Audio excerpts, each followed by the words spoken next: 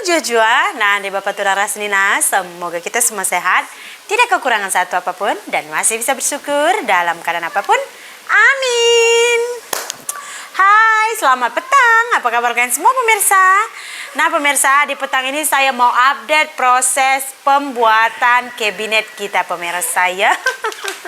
Hari itu katanya kan, kabinet ini bagaimana ya, saya bilang colornya itu katanya abu-abu baru cocok. Tapi setelah datang, pilihan saya hitam juga kayaknya masuk sih. Cuman karena dinding ini pemirsa, color dia itu kan udah terlanjur hari itu dipasang abu-abu.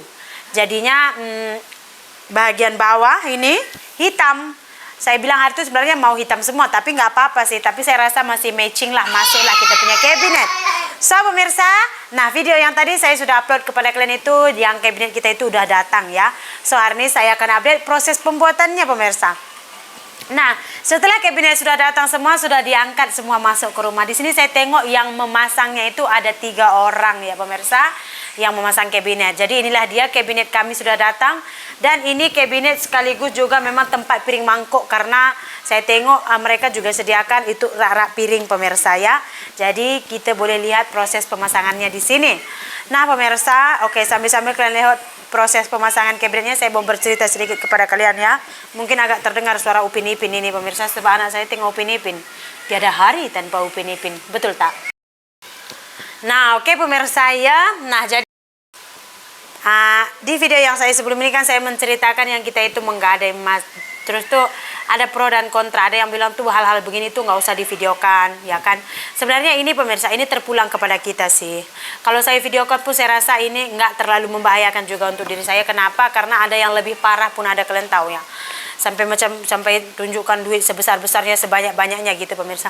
Kalau gak ada nih orang mau culik rumah kita pun dia takut, bukan takut, dia bimbang tahu, dia pikirnya macam ini. Kalau rumah saya duit cash memang langsung tak pernah ada di rumah lah. Cuman dia pikir gini, bila saya mau rompak rumah Sri ya, nanti hari ini saya datang tahu-tahu emas dia digadai, karena emas saya itu hampir 75%-nya itu tidurnya itu di kedai gadai. Gitu.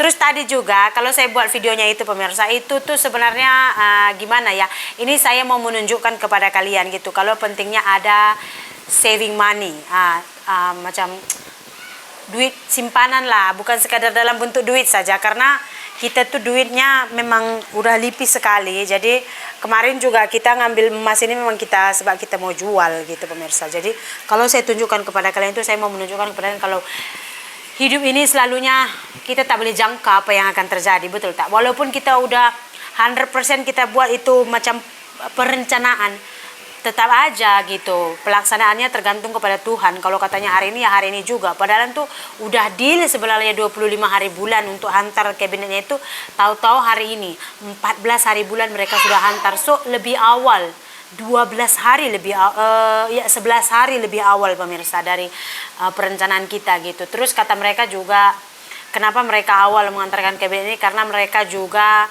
membutuhkan duit gitu. Jadi karena mereka kadang-kadang gini ya kan, mungkin kabinet ini kita tempat pada 1 orang, tapi mereka itu kan ada pekerja 4-5 orang gitu. Jadi kalau misalkan kita bayar, berapa family yang boleh tertolong karena kita bayar awal gajinya gitu.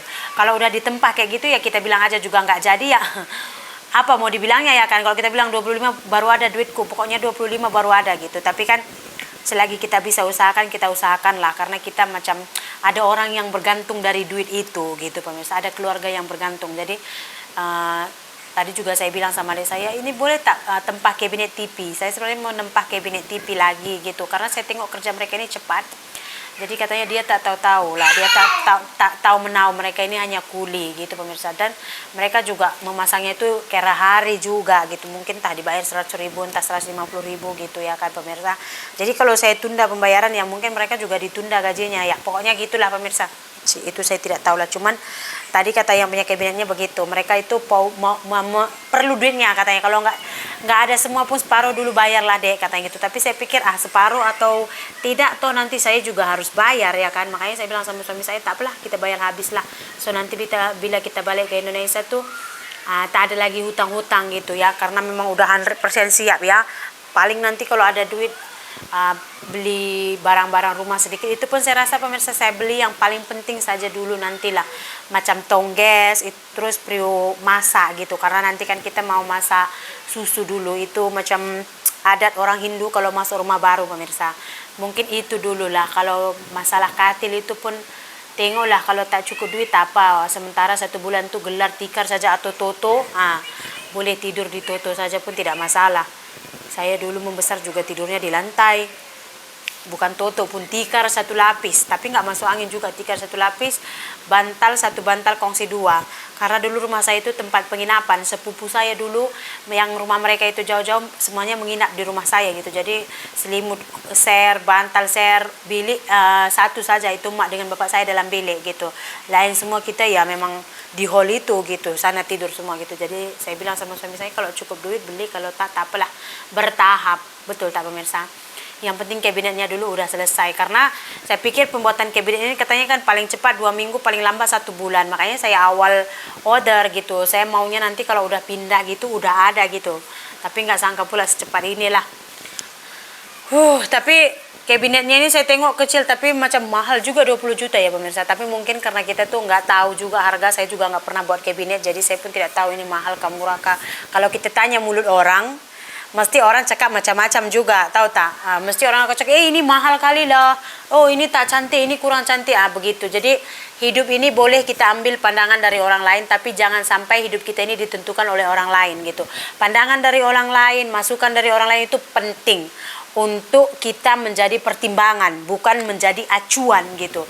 Jadi kalau orang bilang begini, begitu, begini, begitu, ya pertimbangan untuk kita lah, membandingkan, mempertimbangkan lagi keputusan kita itu gitu. Tapi jangan pula 100% kita ini macam mengikut arahan daripada orang lain, karena kita ini bukan lembu, betul tak? Jadi saya itu senantiasa apa-apa saya share di dalam YouTube itu saya suka, karena tuh kenapa ya saya bilang subscriber saya ini dia ini beraneka ragam, tahu tak? Ada yang sampai tinggi sekali sekolahnya, sampai pandai sekali hal, contoh macam case GNT saya hari itu pemirsa, yang habis kemek saya punya barang semua gitu. Jadi setelah 3 hari saya upload video itu, salah satu subscriber saya ini menghubungi saya. Jadi katanya, Kak Sri, masalah GNT ini bla bla bla bla gitu. Rupanya dia itu pernah kerja di sana sebagai manajer. Jadi katanya, "Tapa, saya akan settle masalah ini, and then ya saya menunggu 1 bulan lagi untuk mereka mengembalikan duit saya gitu." Jadi untung sekali gitu pemirsa, karena subscriber saya ini beraneka ragam gitu.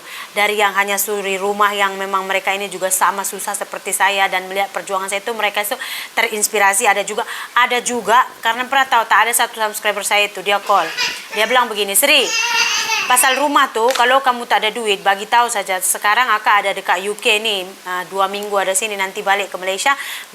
Kalau kamu perlu Kakak akan terus kirim." Katanya kayak gitu pemirsa. Ada subscriber saya satu seperti itu. Cuman kita ini tak boleh lah juga ambil kesempatan pada orang kan.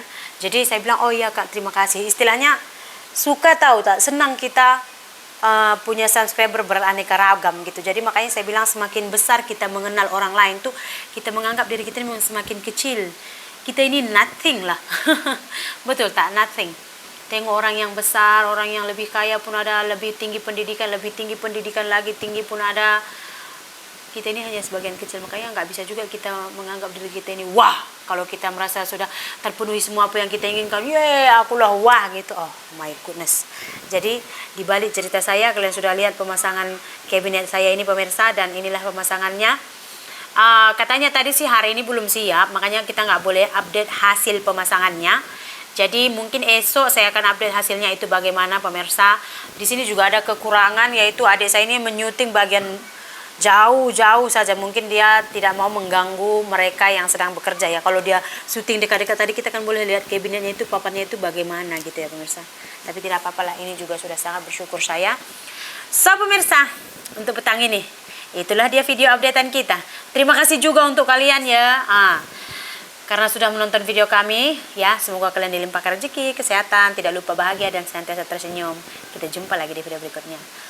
Bye pemirsa.